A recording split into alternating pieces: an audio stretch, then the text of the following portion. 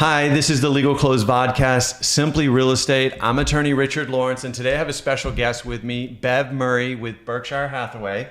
Bev is a top performing real estate agent in our area. She's sold hundreds of millions of dollars worth of real estate, and she is very familiar with real estate process and how the transactions go down.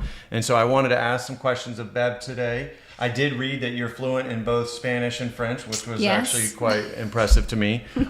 Sometimes I have trouble speaking English, so it's pretty cool to hear somebody who's got two languages beyond English. So I'm going to ask you some questions, and we'll just walk through what your experience is. And the first is, what are you seeing as the future prospects of real estate here in Florida, and specifically Sarasota? Okay, well, thanks for having me. I think that basically we're on a good track, real estate-wise. We've had, much like every industry, a period of abnormal activity during COVID. And I think we're back to pretty much 2019 pre-pandemic levels and activity. But I do know that our local real estate market here in Florida is much more balanced than a lot of markets in other states. They're still struggling with lack of inventory. We're now seeing much more inventory on the market, which creates then the demand. Means that when I have buyers in town, I have things to show them. I didn't have that a year ago. So, and I think really that's set to continue. There's no reason why we won't continue just to steadily grow in volume and pricing. It feels like we have hit a stabilization point. I agree with you that when COVID hit, everybody was like running for the hills, but then it seemed to have obviously just shot through the roof, but now it does feel more normal, as you suggested.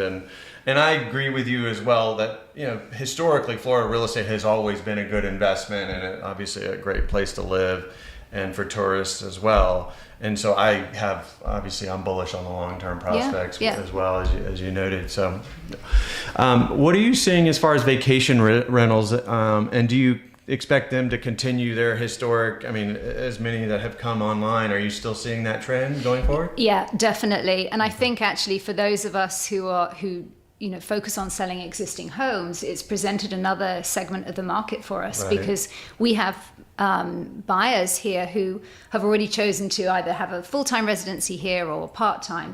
They're now seeing the value in acquiring additional real estate for rental income purposes. Yeah, and I've seen that as well, that folks are looking at it now because of the efficiency and being able to find renters through Airbnb or Vrbo or all the other sources. Now people can feel a little more comfortable that I have a place to market this property. I can live there for a few months and then rent it out maybe for 8 to 10 months thereafter and collect enough income from that to cover either the debt service or to pay the cost to have the home. So, yeah, absolutely. It's a game changer for sure. And I had done a recent podcast on Airbnb and what the collections that they've done for tax dollars to the state of Florida. The number was huge. It was in the 300 millions. And I got to a point where my concern is that we lose tourism, but I'm not seeing it. It just feels like, unless something changes drastically, I feel very bullish that, tourism will continue to be a space for us. Yeah, and I think, obviously we have a hurricane season here, and we had a hurricane that, directly impacted the Gulf Coast last year, but people still want to come. They may have to shelve their plans temporarily, but that's not really stopping people from coming here and enjoying the lifestyle. I agree. So what are you seeing as far as the primary considerations that sellers need to be aware of when they're listing and selling a home? What are the things that you typically walk through with them as they're going through that process? So basically a lot of it is about managing expectations. And that starts with presenting them with a solid sort of data analysis of what comparable homes have sold for, therefore, where they should list theirs to sell it in a reasonable amount of time, because that's the goal. There's no point overpricing. But I think specifically two of the things that sellers now need to be aware of is the purchasing power of buyers, which has changed. It's got two things affecting it right now. One is the increase in mortgage rates, which have doubled in the last year. That severely impacts affordability for those needing a mortgage. We've got less buyers in the market for that reason. The other is insurance. So we are a whole host of factors, but basically with the collapse of the condo on the East Coast and Hurricane Ian coming through, there's a lot of pressure on the insurance industry, and that has a knock-on effect. So sellers really need to make sure that not only is their home, you know, in its best condition, it needs to be to meet a certain set of criteria. That means it will pass an inspection that then gets passed to the insurance company. If they can't get insurance, the buyers will not be able to buy. I'm with you. Right. No, it makes sense. And you're right. It's all about expectations. I mean, anything we do, it's about setting the client's expectations so that they're not surprised, because we want to avoid surprises. Right.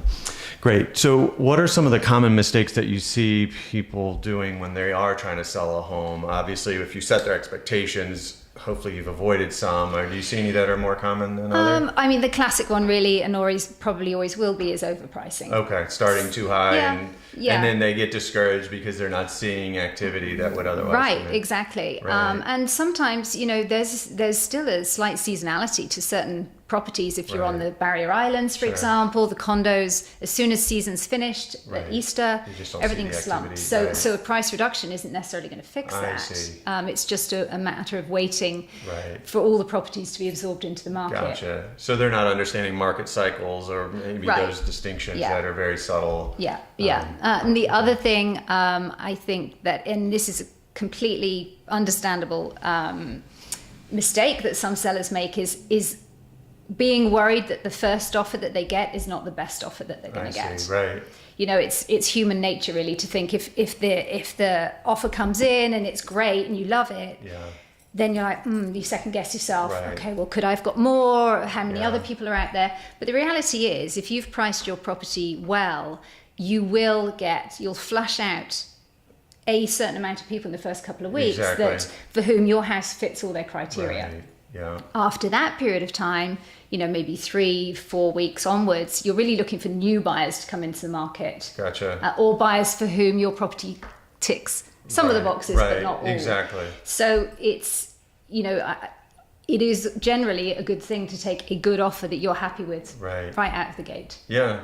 Interesting. And I always tell this to clients that come in, because there's an emotional attachment, right? Of course. Not just for sellers. This is my home. They're underpaying me for it, you know, blah, blah, blah. And it's a huge financial investment. Exactly. So, and then on the buyer side, I tell the same thing. Do not get emotionally attached to this home. Obviously, it needs to be the right home, but you know, let's get through the contract phase and get to the closing and then enjoy the home. But if you get emotionally attached to it, you start making emotional decisions, and those are never good for anyone. So, all right, well, let's flip the coin a little bit. What are you seeing as the primary considerations that buyers need to be aware of when looking at or purchasing a home? Are there certain things that you try to focus buyers on? Yeah, I mean, basically, we have a lot of people coming who don't know the area. Right. So I often work with buyers for sort of 3 seasons at a time, where they come down. You know, the first thing really, they have to do a ton of homework just driving around, seeing the areas that they like, seeing what's nearby. Right. And then when we narrow down a selection of houses, then I say the same thing to everybody. You need to focus on the elements of this house that you cannot change. Yeah. So that will be location, views, your neighbors, you know, whether it's a dead end street or a busy street, all of those factors you cannot change. Yes, right. Those are more important than the factors that you can change. Right. So you need to choose whether you want a house that's beautifully finished, all the bells and whistles, next to, I don't know, a highway, right? Or you choose another house which doesn't have up-to-date windows, whatever. Right. Exactly. Yes. You know, so that to me is the best way to ensure that buyers make the right decision. That's fair. That's a good point. I hadn't thought about that. Right. There are elements of the house you're just not going to change. So if you can't live with those, then this isn't your house. Yeah. I'm with you. Makes sense.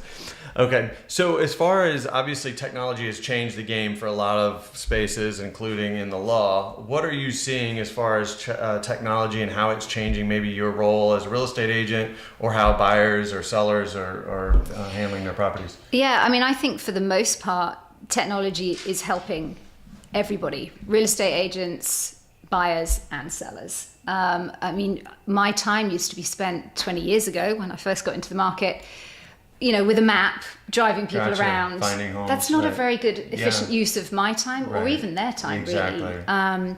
So now a lot of tools have come in which help us. I love the fact that quite often buyers will find the house themselves online Right. and then get my expertise. Well, what do you think? What do you think about this neighborhood? How does it compare to others? Nice. Okay. And I would say the role of a realtor, I think there was this little concern a few years ago about the, online brokerages Right, being replaced, disrupting right. the market. Yeah. That simply hasn't happened. Right. And I think actually, to a certain extent, I think customers need made real it estate made you more professional. valuable, Yeah, right, totally, exactly.